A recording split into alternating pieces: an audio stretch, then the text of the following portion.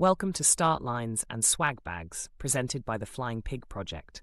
The use of this podcast is for entertainment purposes only and should not be considered as running or health advice. This podcast is not intended to replace any professional medical advice. Thank you for your support.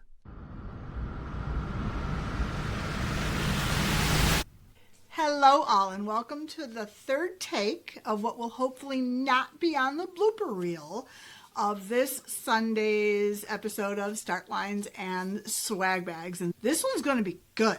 Now, if you follow the Flying Pig Project on Facebook or Instagram, and if you don't, you should, you may have seen that I posted what is now the official race bracket and listing all the races and all the matchups. And that way I figured, well, I'm on the road to figuring out my number one, my numero uno, my champ. Oh my God. You know, I just realized that when I typed this, when I said, if you don't, you should on the Instagram thing, I actually have that in parentheses. So I'm not sure I thought I was going to say, wait, parentheses for proper grammar. Why did I type that in the script? All right. Good grief. Let's see if I can get this running show back on track. Sorry. All right. So you can, of course, print that out. You don't have to. You can look at it. You can take a guess. Drop it in a DM, an Insta post, the contact form on the Flying Pig Project if you think you know what is going to come out on top. All right. But first, I have to talk about the episode that dropped last Tuesday with the cheerbrarian herself, Ashley. Now look, I knew that she and I were friends, but I think lending her my copy of Bravey by Alexi Pappas kind of took our relationship to a whole new level. She hit a lot of sweet spots in her discussion of that. The two takeaways, number one is, of course, the rule of thirds. Like a third of your runs are going to be amazing. A third of your runs are going to be okay. But like a third of your runs are actually not going to be stellar. They're going to be pretty bad. And that's just what it is. It's the rule of thirds. The other thing that she brought up that I not only have implemented in my life, but I also use in my classroom is called New Day. Now I am a special education teacher. So I work with students of varying abilities. And what New Day is, it means if you're in a bad mood or your day didn't start great or, for whatever reason you're feeling, for lack of a better term, dysregulated for any reason, the whole idea is you lay down, you maybe cover yourself up, take a few deep breaths, and then throw the blanket off and yell, New Day! And you get to start all over again. Maybe like a new start line?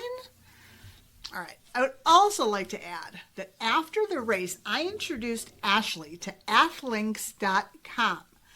I know many of you are familiar with this site, but for those who aren't, it's this massive database that knows all the runs you've done, even the ones you have forgotten. That was my key to rebuilding my personal race history because out of the little over 100 that I've done, I found 65 of them on that website. And it's not just like Chicago-based or Illinois-based. I actually my races out of state were on there, but then I started to maybe stalk some people that I knew ran in other countries. And yeah, Berlin was on there. Australia was on there. So if you are like Ashley and you are wondering if you can find results from past races, I would head over to their website.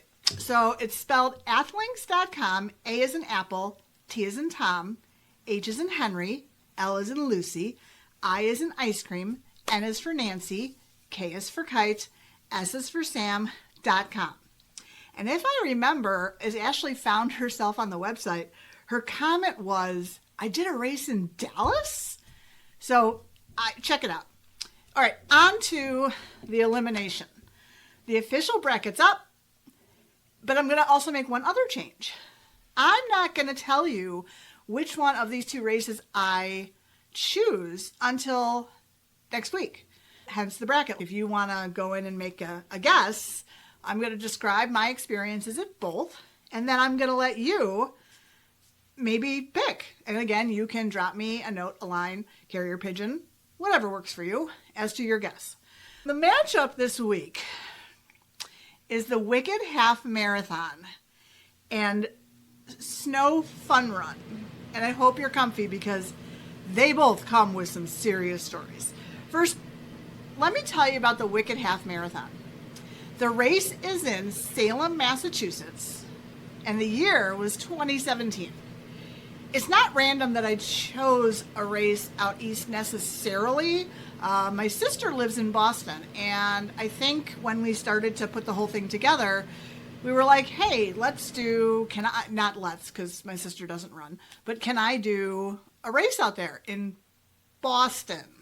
I'm clearly not doing Boston, but there's this wonderful little place called Salem, Massachusetts, which if you haven't been to, you should probably go. And they're having a half marathon, and it's not one of those huge big races. So I'm like, okay, buy me the plane ticket, I'll fly out, I'll do this race. I had only done maybe 3 before I did this one, and I actually didn't realize, but it was scheduled 4 weeks after I had actually done my first Ragnar. So that was a whole different thing. But fun fact, I hate flying. I am as white knuckle as you get. Plus, especially in our post 9/11 world, there's nothing about it that appeals to me.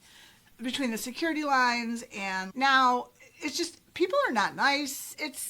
I don't like it. But this is back in 2017, and we'll talk about like how my trip started. Keep in mind, again, I don't like to fly, and I was actually flying by myself. I think this actually could have been my first solo flight, which sounds weird. I had borrowed Paul's backpack for the trip because I didn't want to check anything. I had that in a little suitcase. And it was one of those backpacks that has 30 pockets. There's a pocket inside a pocket inside a pocket. I only had 4 things. I think I had my wallet, a book, probably some snacks. That's it. And so I go to O'Hare to fly, and I'm going through security. You go through, they scan it. You're on the other side. You're doing that one-legged dance, trying to put your shoes on before the next person comes and pushes you out of the way. And all of a sudden, here comes this TSA agent.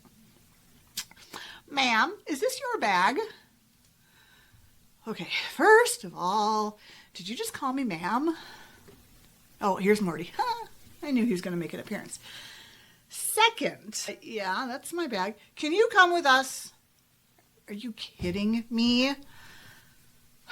They take me to a second kind of station of sorts. It's not far. They take me over like to another counter, and they show me the x-ray of the bag. Buried in one of those hidden pockets was one of those Swiss Army 101 tools that could be used to, like unscrew stuff. You could open a wine bottle. Oh yeah, and it also had a 4-inch knife.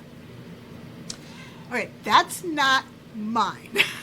After nicely explaining that the backpack belonged to somebody else and agreeing to, of course, surrender said tool, I was on my way to the gates. Great way to start my little running vacation. Because it's going to be fine now, right? No. So I get to the gate, and I'm not there like 20 minutes. They come and the police come and vacate our gate. Hold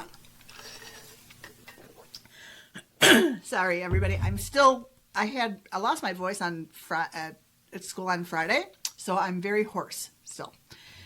Anyway, here come the police and the police dogs to my gate because someone had abandoned a duffel bag under the seats. Yep, abandoned duffel bag. So now the dogs are smelling it, and we're all standing back, and oh, isn't this entertaining? I do remember that after maybe 10 or 15 minutes, they let us go back in because the dog didn't find anything, and the owner just strolled in, and he was like, what's with all the fuss? Exactly. I don't know if you could hear Marty pipe in there. Exactly. Are you kidding me? Fine. So it's like running a half marathon before you even get on the plane. So anyway, I go to There isn't a lot of details like about the actual trip that matter. Obviously, I stayed with my sister. She's a wonderful host. She feeds me. We do a little touristy stuff, and she actually knows she has to take me to Salem at 6 o'clock in the morning. I'm doing a 6 o'clock start. The race was actually a 7 a.m. start, but you could do a 6 a.m. start if you thought you needed extra time. And there was, I think, 19 of us that chose to do that. But from where my sister lives to Salem, now I don't know how long it took us that day, because obviously there's not a lot of traffic at 5 in the morning, but I just Googled it, and it looks like it could have been up to an hour. Yikes. So now the name of the place you start is called Dead Horse Beach. The start line was orange chalk on the pavement. Again, there were I think there was 19 of us starting at 6. The rest were starting at 7. So I don't know if that was it wasn't set up yet, but it also does explain how when I looked up Athlinks, it was you placed third in your age group. I was, what? Yeah, out of the 19 people that started early, 6 of them were in my age group, and I took third. I actually took 27th overall. But if you ask me what I remember about the actual race, it was the sheer panic of the first 4 miles. Now, let me remind you again. I'm in Salem. I think I may have been there once before, touristy, but I don't know where I am in any way, shape, or form. I had studied the course map. I do remember doing that, but I didn't have a copy with me. I will tell you that now, whenever I'm doing a race, really in another state that I don't know, I always carry the official race map because of this experience. I did remember some street names, but there was almost no signage the first 4 miles. And I'm not kidding. I don't know if it's because I had the 6 a.m. start or they figured everybody knew where they were going.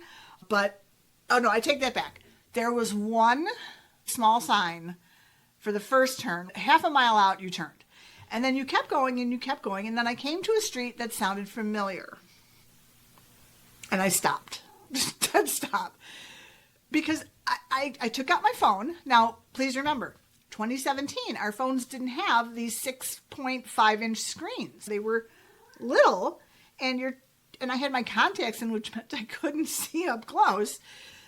And so it was just all bad. And I had 3 options. I could stand there until the 7 o'clockers started and passed me, and then I would know where I was going. But that would add 50 minutes to my time. I could have called my sister, but what would I say? Can you come and get me? And then obviously it would have been over. Or I could chance my memory, and if you know me, that's not the best choice, and make a turn at an unmarked intersection with absolutely no one around. Considering the airport fiasco that started this trip, what was the worst that could happen? It was a nice area. It was very vacant. I wasn't concerned for safety or anything, but I had no idea. And you have to remember, back then, I was a 3-hour half marathoner. So if I went 2 miles out of my way, the race was over for me. I wasn't going to do a 15-miler. I wasn't adding that on. Okay? So I ran for what feels like forever. Now, it wasn't. When you're slow and you're in an unknown city, it's just awful. But then, off in the distance, I started to see something. And it looked like a person. Now, it could have been a person out walking their dog. It could have been a person out going for a jog. But then this person turned into 3 people. And then a table.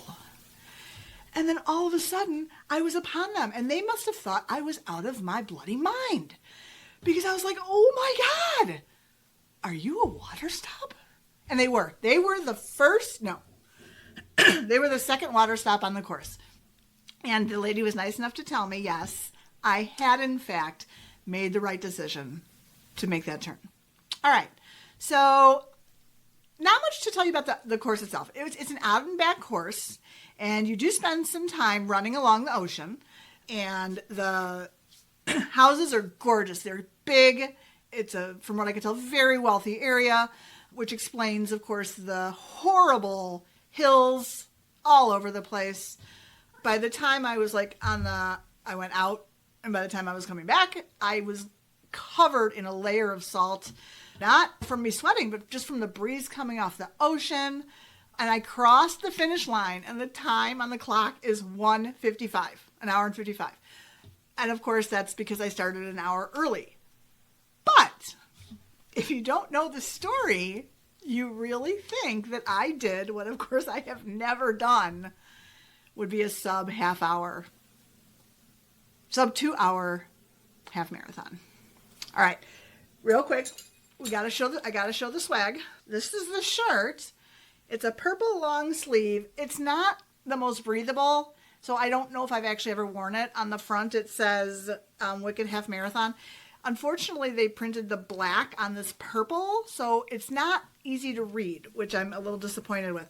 But on the back, it says, I survived Wicked. You can see the design. I'll have pictures up.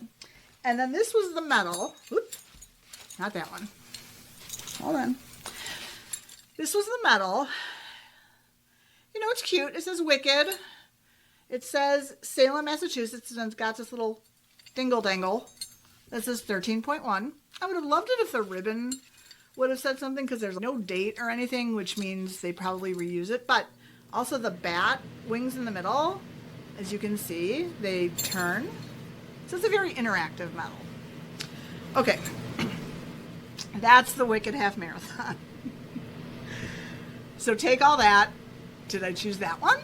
I don't know, because now we're going to talk about the infamous Snow Fun Run. And if you know why I'm already starting to laugh, because these two could not be any different in every single facet of the race.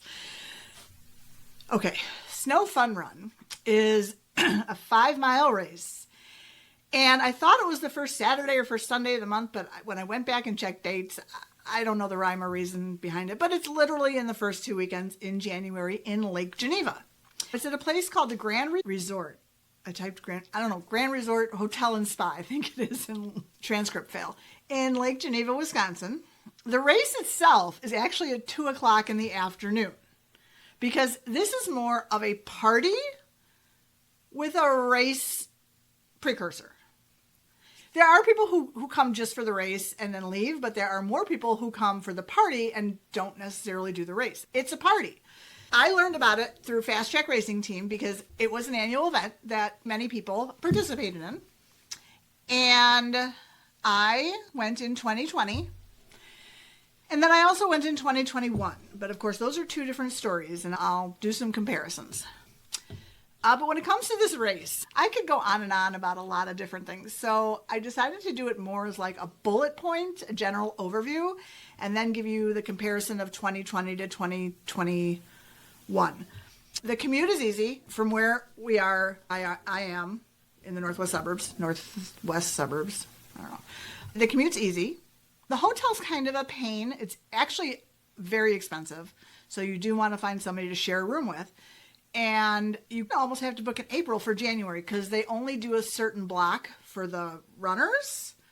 Although I don't know if anybody's ever confirmed they got in that block and not paid the regular price. And there's a really good chance that your reservation is going to get messed up. All right, so you come and everybody starts in the ballroom. There are lots of tables. You get your bib, you get your swag. And you hang out with your teammates as you get ready for the race. You talk, you stretch. And then they open like this back door out of the ballroom. And all of us funnel out. And the start line's only, I want to say, 200 to 300 feet away. It's like right there. Now, the course itself is really not too bad. It's an out and back along a fairly boring road.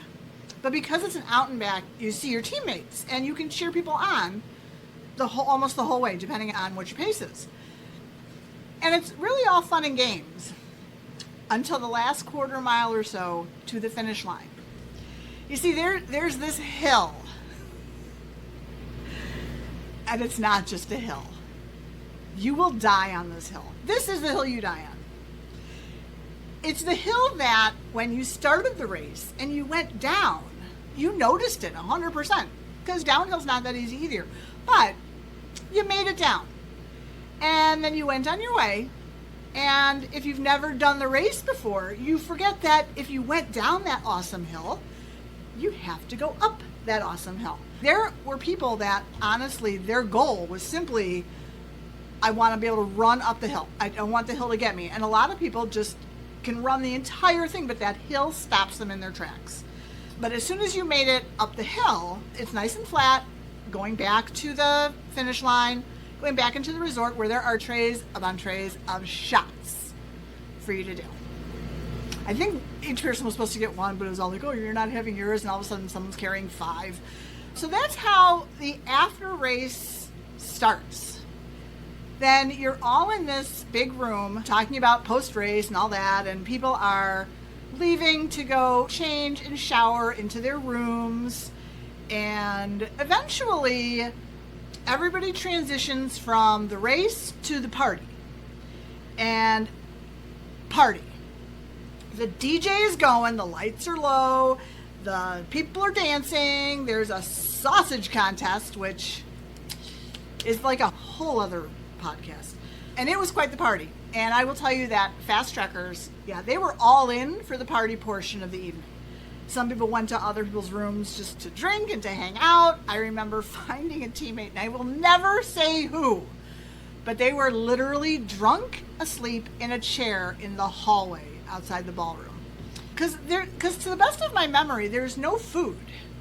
Or there is like snacks that people bring, like we bring chips or we bring snacks. I don't know what kind of snacks, whatever. But there was no like actual food, to the best of my knowledge. Because at some point, I got in on somebody ordering a pizza, and I had some pizza. And they have the hotel is decorated to the max for Christmas. The second floor had a huge gingerbread display. There are big things you can take pictures with. You stick your head in there, you take a picture. And then there's a jazz club. And the fun fact is, in 2020, when I was sitting in the jazz club, I watched Tom Brady throw his last pass as the quarterback of the New England Patriots. I think that's a fun fact. All right. And at some point, you made it back to your room for the night. And for a lot of people, that was like a good 1 or 2 o'clock in the morning, as evidenced by how everybody looked the next day. Now, I said I did this race in 2020 and 2021. And as you can guess, they were completely different, because the race was in 2020, it was January, and 2 months later, there was COVID. So they were completely different. In 2020, there were 514 people that actually completed the race. And of course, you had all the people who didn't complete the race at the party. In 2021, 151 people ran the race, and there was no party. So you didn't really have a lot of extra people. In 2020, my friend Sarah and I drove up, and we had a hotel room, and we were the envy of everyone who had 5 or 6 people staying in their room, because we did have a reservation that got messed up. So instead of a two twin bed room, we were given a suite. And I did make sure to let everybody know that. We spent a lot of time in the crowded ballroom in 2020. In 2021, my friend Diane and I drove up, and the atmosphere was so different. You can see by the pictures that I posted, the 2020 you can see all the people in the background. It's dark, everybody's partying. And in 2021, like, the lights are on. There's like nobody in there. It looked like it was more set up for a team building conference than a party. There was no band, no nothing. And we didn't have a hotel room, obviously. We were just going to leave as soon as the race was over. In 2020, now I did post a group pic, and it had like 20-ish people, but I don't even think there was half the people that were there in 2020. I think there's probably a good over 50 people there from our team. And in 2021, I think there were 8, because of course only runners went, because there was no party, and really everybody just stayed away. One thing, though, that both had in common was the post-race meal, and it was at a place called Dockers in Fox Lake. In 2020, we went for the breakfast buffet, and it was the bomb worth it. And in 2021, Diane and I went for dinner. But again, as different as could be because restaurants were just starting to open up, and you would pull your mask down to take a bite of your food. And in going over this race, I couldn't believe like how I was going to describe the 2021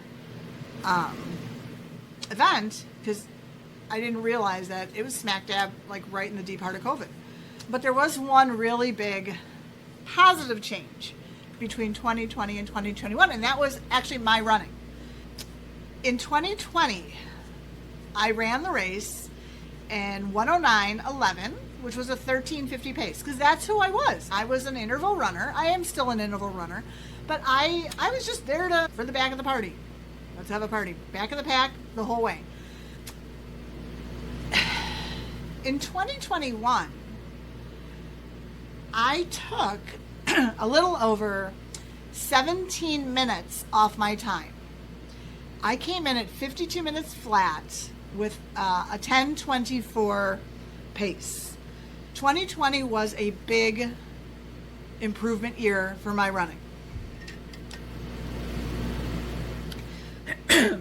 That was also the day that I learned the saying, "You race who shows up," because I took home my first ever first place age group win. And to make it even better, so did Diane. Let's talk swag. In 2020, we got these awesome Snow Fun Run socks, which, as you can tell by the tag, I have never worn because I love them so much. They gave us, oh, I got it. They gave us the cutest little pair of throwaway gloves, but I've lost the other one like 2 years ago. And this one resides in a baggie to keep it safe. The COVID year, 2021, we got these buffs with a little logo on it. Not really impressive. But as I said earlier, I came home with this. This is my first place age group, and it says on the back, 2020 Snow Fun Run Age Group World Champion. And this was the first ever one I took home. So this is the medal that when I'm like starting something new, I will often take this one out and hang it up to remind me that I've made the progress I've made in my life. All right. That's it. That's the Wicked Half Marathon and the Snow Fun Run.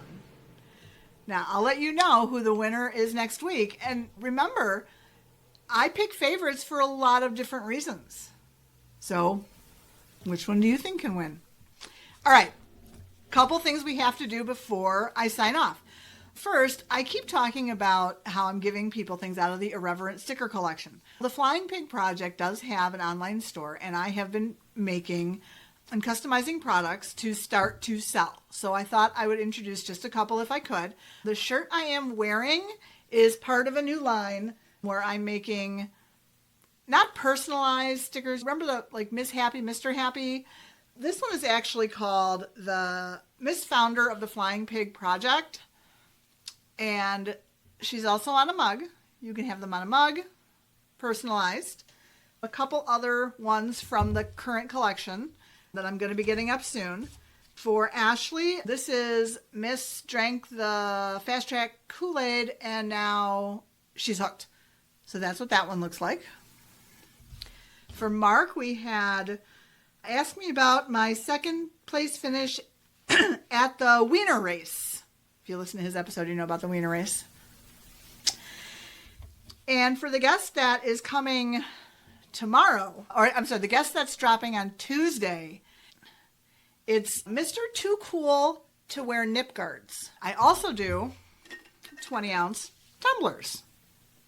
So if you need or thinking of anything customized you'd like to make a gift for someone, again, reach out to me any way you can. On the next guest episode that drops on Tuesday, I talk with U.S. ATF certified coach and fellow Swifter, John McCarthy. And I will tell you, these conversations just keep getting better and better. Please tune in for the real story behind why I believe I am John's matchmaker. Till then, I wish everyone a wonderful week. Peace and be safe.